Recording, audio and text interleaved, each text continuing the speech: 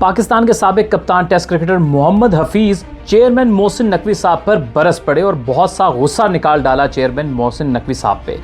वजह क्या बनी बताता हूँ आपको भैया। वजह यह बनी कि कुछ अर्सा कबल यानी 9 जुलाई को करीब आप कहें कि एक हफ्ता पहले पाकिस्तान क्रिकेट बोर्ड के चेयरमैन मोहसिन नकवी साहब करते क्या हैं कि एक मीटिंग रखते हैं साबिक क्रिकेटर्स के साथ, ताकि वो ये जान सकें कि वर्ल्ड कप में पाकिस्तान ने क्यों ख़राब खेल पेश किया और उसकी वजह क्या थी, किस तरह से हम अपनी क्रिकेट को अच्छा कर सकते हैं, अपने डोमेस्टिक स्ट्रक्चर को अच्छा कर सकते हैं, वगैरह वगैरह वगैरह। और मोहम्मद हफीज़ साहब को इस बात पे बहुत ज़्यादा गुस्सा आया कि आप सबको बुला रहे हैं, तो मैं भी फॉर्मर प्लेयर हूँ, अभी डायरेक्टर के ओहदे से मैं हटाया गया हूँ और मेरे सामने जो कुछ हुआ अभी हुआ, तो आप सबको बुला सकते हैं, तो मुझे क्यों नहीं बुलाया? मुझे आपने एक बार बुलाकर नहीं पूछा कि रिपोर्ट क्या है। और मोहम्मद हफीज़ ने जो न्यूजीलैंड के दौरे के बाद रिपोर्ट्स दी थी प्लेयर्स के हवाले से, जिसमें तमाम तर जो ख़राबियाँ थी प्लेयर्स में, जो कुछ प्लेयर्स करते रहे भैया, वो सब कुछ लिखा था मोहम्मद हफीज़ ने रिपोर्ट में। लेकिन उस रिपोर्ट को कुछ प्लेयर्स को बचाने के लिए आउट नहीं किया गया। आखिर मोहम्मद हफीज़ का कसूर क्या था, मैं आपको बताता हूँ। इन खिलाड़ियों की बड़ी बड़ी फ़ैन बेसिस हैं और जब इनके दुम पर कोई पाँव रखता है तो ये अपनी फ़ैन बेसिस के थ्रू, जिनको इनके एजेंट्स चलाते हैं, वो उन पे प्लेयर के ऊपर कीचड़ उछालने लगते हैं, उसको बुरा भला कहने लगते हैं ताकि वो हट जाएं या पीछे हट जाएं या पीछे हो जाएं।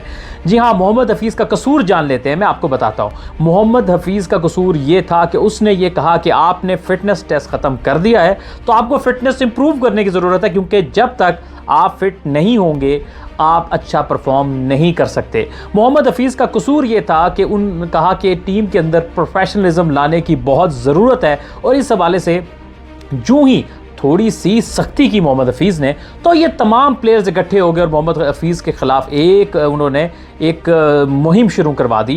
मोहम्मद हफीज़ का कसूर ये था, उन्होंने कहा कि आप रातों को मोबाइल यूज़ करते हैं, सुबह आप ड्रेसिंग रूम में सोए रहते हैं, तो पाबंदी लगा दी कि आप लेट नाइट कोई नहीं जागेगा या ड्रेसिंग रूम में कोई सोता हुआ दिखाई दिया तो फिर आपको जुर्माना होगा। इन्होंने क्या किया कि झूठी खबरें फैला दी कि जैसे मोहम्मद हफीज़ एनओसी नहीं दे रहे, ये उनका कोई डिसीजन ही नहीं था। मोहम्मद हफीज़ ने फ़्लाइट मिस कर दी, उसकी वो वजह ही नहीं थी जो आपको बताएगी, वो तो बात ही कुछ और थी। यानी झूठी कहानी किस्से गढ़कर आवाम को गुमराह करने की कोशिश की। दोस्तों, मैं आपको बताऊंगा सच, जो कि आपको पता नहीं अच्छा लगे ना लगे, लेकिन आपको बहुत कम लोग बताएंगे।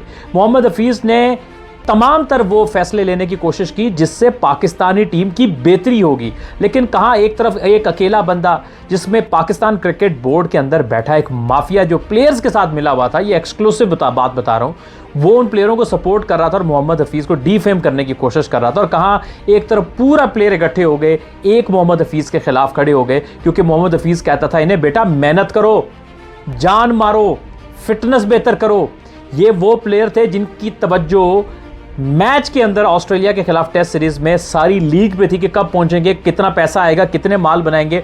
और मोहम्मद हफीज़ ये कह रहे थे कि भाई पाकिस्तान के लिए खेलो, तवज्जो दो मैच के अंदर, ये पाकिस्तान को रिप्रेजेंट कर रहे हो, मजाक नहीं है। सो ये कसूर था मोहम्मद हफीज़ का। इसी वजह से वो किसी के आंख का तारा नहीं रहे, वो मीडिया की आंख का तारा नहीं रहे, क्योंकि उनकी कोई इस तरह से फ़ैन बेस तो है नहीं। और आपको पता है कि हमारे जैसे माशरे में भैया जो बंदा सही होता है ना, उसके 100 दुश्मन होते हैं, और जो बंदा मफामत परस्त होता है, मुनाफकत होती है, सबके साथ बना के रखता है, उसके सभी दोस्त होते हैं। तो भाई ये हकीकत है। और मोहम्मद हफीज़ ने एक ट्वीट में सीनियर जर्नलिस्ट आलिया रशीद साहिबा की ट्वीट को कोट करते हुए कहा कि हमारे यहाँ अब्दुल्ला कुछ कह दे तो उसकी बात का कोई मतलब वैल्यू नहीं है, और अगर कोई टॉम कोई माइकल कोई बात कह दे तो उसमें जो है जो वो बात उनको सच लगती है। यानी उनके कहने का मकसद ये था कि पाकिस्तानी कोच या डायरेक्टर कुछ कहे तो उसकी बात की कोई वैल्यू नहीं करते।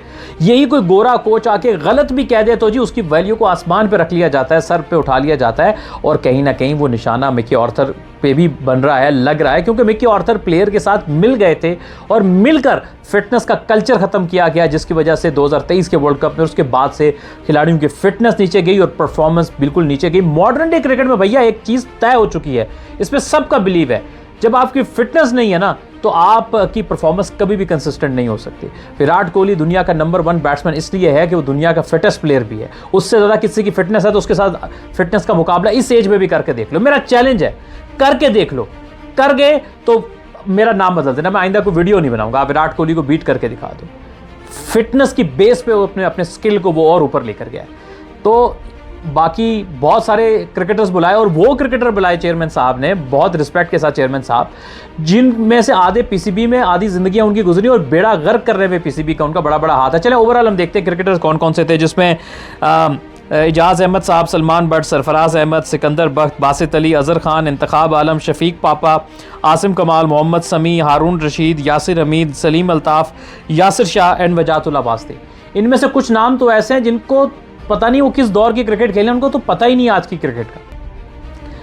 और फिर कौन 20 क्रिकेटर्स को बुला के मशवरे लेता है? मशवरे तो एक दो लोगों से होते हैं। सो सिंपल इज दैट भैया, या तो आपने अपने अपने पसंदीदा खिलाड़ियों को सपोर्ट करना है और पाकिस्तान का बेड़ा गर्क करना है, या अगर आप पाकिस्तान के लिए कुछ अच्छा सोचना चाहते हैं ना, तो यकीन माने शायद आपको उनके बयानात ठीक ना लगें, कड़वे लगें, लेकिन रियलिटी में वो जेन्युइन काम करना चाहते हैं। जैसे मोहम्मद हफीज़, यूनुस खान, मिसबाह उल हक, ये बहुत ज़बरदस्त किस्म के लोग हैं।